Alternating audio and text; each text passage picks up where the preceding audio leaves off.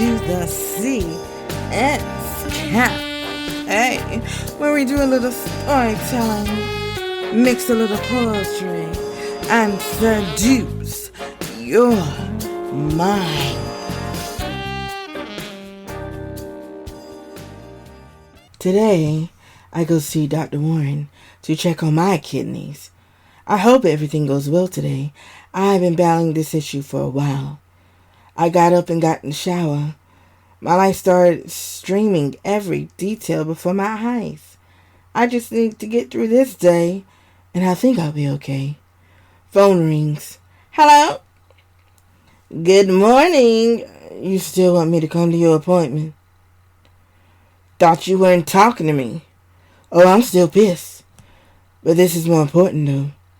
I'm sorry, Donnie. Look, do you want me there or not? I didn't like his tone, but I didn't want to go alone either. I sucked it up and answered, yes, just meet me there. I'm outside your house, so you might as well get in. I'm coming. I went to Papa Joe's room. Papa, I'm gone. He looked at me, and I broke down. Ty, what's wrong? It's nothing. Ty, this is me you're talking to. I messed up, Papa. I don't think Donnie wants me anymore. I didn't mean for it to happen, but it did. I'm sorry. I apologized. Victoria, you need to fix this. That is a mighty fine man. I don't know how. You better do something. You rarely get a chance to be with someone that often. Do something. Fix it, Victoria. I'm trying. I just don't know how. Papa Joe walked over to me and hugged me. Then I stopped crying. I'll talk to him. Thanks. I'll be back.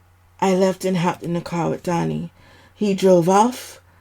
I tried to grab his hand, but he pulled away and wiped his hands as if I carried the Black Plague. I just turned to face the door and I cried silently, looking at the sky. We pulled up at the doctor's office. I got out and signed in. We didn't speak to each other the whole wait time.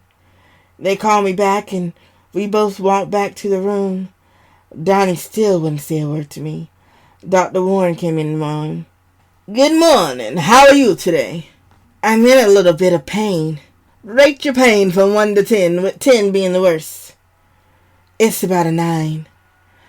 I've gone over your charts and blood work. Your kidneys have started to go down again. Your creatinine is high and your blood is a little high. I want to go ahead and admit you. We might have to do a partial nephrectomy. I just want to see what we're dealing with. I do want to start the paperwork to put you on the transplant list. I was in shock. My fiancé wasn't speaking to me, but he was by my side. I might need a kidney transplant? What else could go wrong? I'll give you a minute and come back. Thanks. Dr. Warren left the room. I broke. How could this be happening? I felt alone even with Donnie in the room. Donnie came over to the examining table and hugged me. Donnie, I can't do this. How much more can a person take? This is just too much. I can't, I said, getting up about to leave. Donnie closed the door and grabbed me from behind. Baby, it'll be okay. You don't know that. Don't say that shit. My life is crumbling down around me. Look around. My life is a mess. Baby, I'm right here. You're mad at me. Baby, we've been through too much shit to leave you. I'm here standing in the storm with you. I held him tighter and cried as I fell to the floor. Can you not tell anyone? I need some time to process this. I'm not, baby. That's your call. You know your sister's always sensitive when something is wrong. I know. I just need some time. Dr. Warren came back in. Any questions or concerns about the procedure? I couldn't say a damn word. We left the appointment in disarray. The ride back was quiet and heavy. Back at Eva's house, Senior had to use his key to get in. Eva was practically naked. Senior walked up behind her and started fondling her. "Get out! What the fuck are you doing here?" Eva yelled, asking him as she turned around. "Give me some." "Get out! Bitch, give me that pussy." "Pussy ass nigga. I said get the fuck out my house," Eva said, pulling the knife out and holding it at his throat. "Kill me? You think you so bad? I'm ready to die. Kill me." Kane Sr. grabbed Eva's arm. As he dropped the knife, Kane pinned her on her own floor. "Get off me! Leave, Kane! Drop this damn case. You don't understand what hole you digging yourself into. Fuck you." Senior eased that wood out and ran it deep inside Eva. "Get off me! I told you what I wanted. You come." Kane finished his business and got up. "Drop that case before someone gets killed." Kane left and sped off. Back at the house, Papa Joe was talking to Zeke. "How's it going?" "Got them right where I want them." "Good, good. You got that book?" "It wasn't there." "Shit." "Don't worry. They'll get him." "I need you to come by the house." "Okay. Let me drop him off and get my cut." Donnie and I are upstairs packing. Gina, Lexi, Dad, Aunt Sheila, Aunt Jean, Aunt Ruth, Aunt Janet, and Papa Thomas all into the house. I walk downstairs. "What are y'all doing here?" "Papa Joe called us over." "What for?" "Ain't no telling with that man." Papa Joe came out of his room as the doorbell rang. "I get it." Joe let Zeke in as Eva walks in the house, all funny. "Zeke, you following me? What the hell?" "Sit down, Eva. We ain't having this today." Gina walks up to Zeke. "Hey, baby," Gina said, kissing Zeke. "What the hell? He works for Louis. Who told him to come here?" "I did. He works for me." We all gasped. "Zeke, sit on down." "Y'all just not gonna tell me that he worked for Papa Joe? Y'all foul, man." "Sit up, Eva. Let that man talk." "Hell no! That man has worked for Louis and Kane, and y'all want me to sit here and be stupid." "Eva, let the man talk." "No. You up here calling him baby. Is that something you not telling me?" "You know that's my husband." "Husband? Oh yeah, that's right. You were too busy worried about King Jr. to even show up to my wedding. If I remember correctly, your exact words were, 'Bitch, no one cares about you getting married. I'm trying to fuck. Kane is taking me on a cruise that weekend.' You didn't think to tell me who your husband was? You ain't asked. I know your ass don't give a shit, so you wouldn't be asking me now if Papa Joe didn't bring him in here. Joe, who is this man to you?" "Come again. Better use my name like you supposed to. I don't mind stuffing a hole in you. Papa Joe. Who is he? You happy now? He works for the FBI. I called him in for a favor. Apparently you needed a watching." "Gina, you married the fucking Fed." "Doesn't matter who I married. The man is my husband. Point blank, period. I can't stand y'all ass. Y'all never have my back. Y'all don't tell me shit." Eva always been the overdramatic one. I mean, she could win Best Actress at the Oscars. She could win Best Actress. She could win Best Actress at the Oscars for the way she put on in front of everyone. The same way she acts around family is the same way she acts around the world. Except in the courtroom. That's the only time I ever feel proud of her. She's so much more civil. "Eva, sit your ass down now. We're not about to start having you start shit when Joe called us here to tell us something. Damn. Eva sat down with her arms crossed. Go on, Joe. I called you all here today to introduce you to Zeke. Zeke has been working undercover for me for years. It is now at that time that we all should work together to take down Lewis. We need to work smart. The revolt seems to be getting closer. I want to make sure we have every piece of evidence we have before it gets to that. Donnie walked downstairs with my duffel of clothes. I got up out the chair. Hey, Donnie. I didn't know you were here. Yes, I was helping Tor pack. Pack for what? I'm being readmitted to the hospital. What? What's wrong?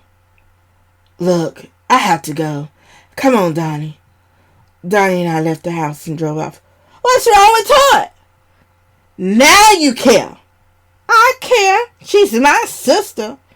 Whatever. I get to the hospital and checked in. They put me on the 4th floor.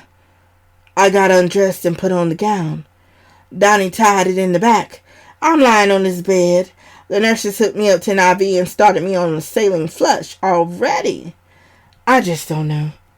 I fell asleep with Donnie behind me. The next morning, Dr. Warren came in. Good morning. How are we today? I'm better. Today I wanted to do a CT with contrast and a PET scan. I need a closer look into what we are dealing with. Dr. Warren left, and shortly after, I was being wheeled downstairs for tests. I came back drowsy. The doctor came back earlier that afternoon. Good afternoon. Well, we looked at your blood work and your kidneys are going to need a transplant. Can I get a test to see if I match? Sure. Just come to the lab and they'll run some tests. Okay. Well, let me get that transplant list going, and I'll see you in the morning. I don't know if I can handle this. I can't breathe. Breathe, baby. Take some deep breaths. Donnie's phone rang. I won't be able to make it. No, we have to reschedule. Look, I'm not losing my client. Stop. Reschedule a meeting. I'll get back to you, Donnie said before hanging up. I forgot he had a meeting in Sacramento. I hope he isn't passing this up because of me. Gina and Lexi walked in. How you feeling? I'm feeling better than last night. Why did you have to be readmitted? For observation. Oh, okay. I just couldn't tell them. Not now, anyway. It's not that I didn't want to tell them, but it was just too much to process. I know Lexi will start crying, and Gina won't leave. I needed them to stay at work. God's got me. We laughed and reminisced about the good old days, growing up without responsibility. Like the time we all decided we were going to fish in a ditch after a storm. We didn't catch any fish, but we sure as hell caught a snapping turtle. I was still in pain. They had me hooked up to almost everything. My immune system started shutting down, so people had to wear a mask around me. It was the most horrible thing to endure. I longed for the human touch. Gina, I need you to do me a favor. Yeah, what you want? I need you to go to my office upstairs and get that folder that's laying on top of the keyboard. I need to go through them. You don't need to be working. You need to be resting. Unless you want to go in my place and fire one of my best doctors for me, then I suggest you go and get that folder. Wait, who's getting fired? Girl, go get the folder. Gina left to retrieve my folder. Donnie had left to get him some more clothes. Dad walked in. Hey, baby, how you feeling today? Better than last night. How long they plan on keeping you here? I really have no idea.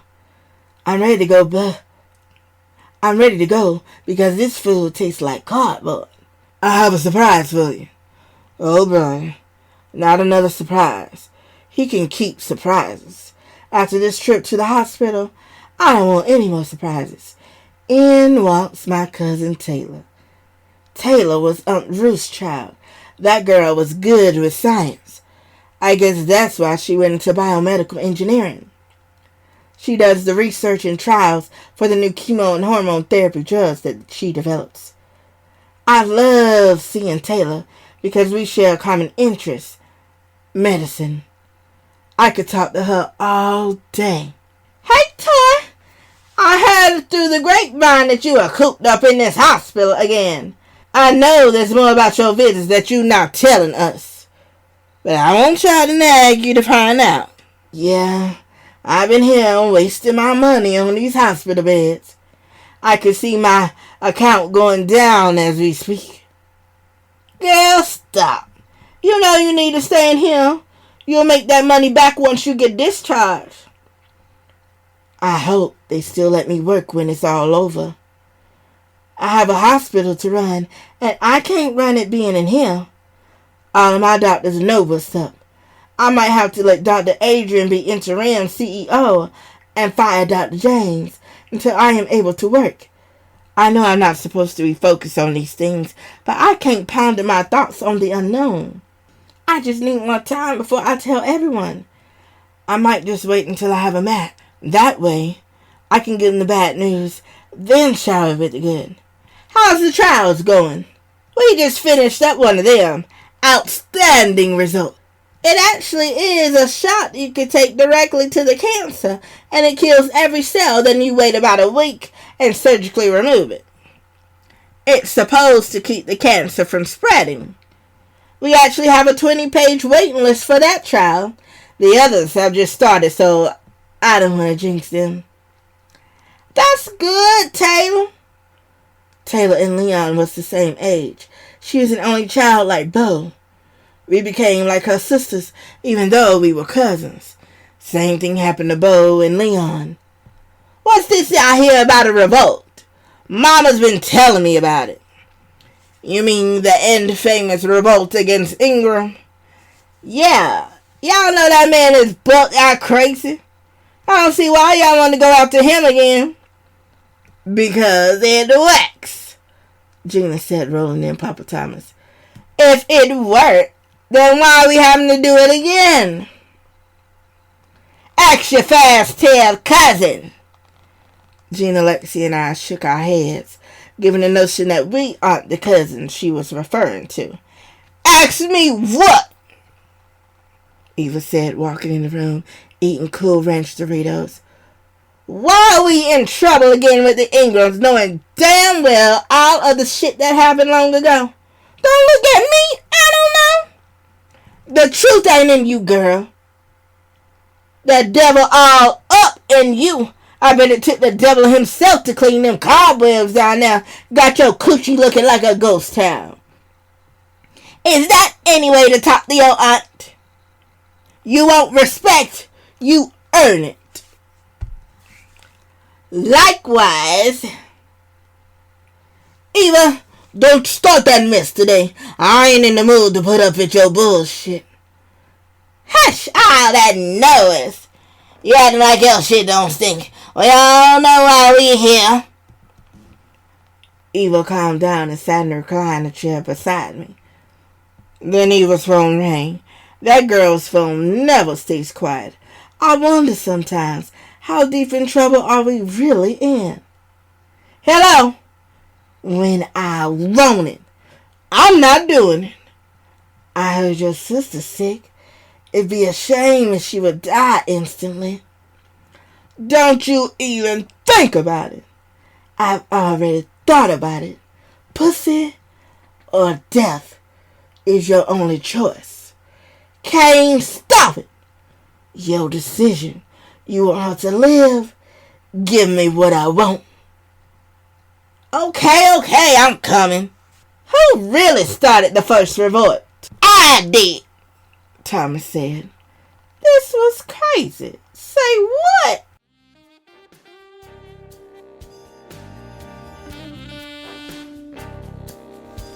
Thanks for tuning in to the CS Cafe.